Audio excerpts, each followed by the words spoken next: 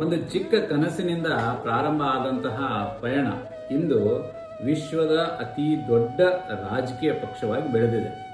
1980 April 6 ಇದು ಕೇವಲ ಒಂದು ದಿನವಲ್ಲ, ಇದು ಒಂದು ಚಳವಳಿಯ ಹುಟ್ಟುಹಬ್ಬ ಅಂತ ನಾವು ಹೇಳ್ಬೋದು.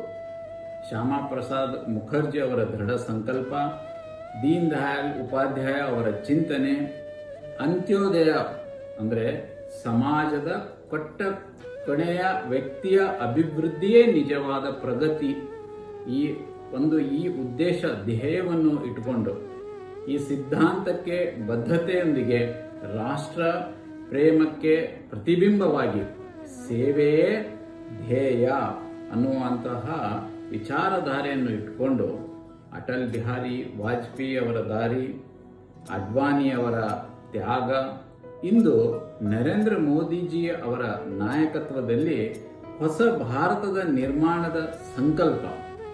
ಪ್ರತಿ ಕಾರ್ಯಕರ್ತನ ಹೃದಯದಲ್ಲಿ ಒಂದೇ ಘೋಷಣೆ ಇದೆ: ಸಬ್ಕಾ ಸಾಥ್, ಸಬ್ಕಾ ವಿಕಾಸ್, ಸಬ್ಕಾ ವಿಶ್ವಾಸ್.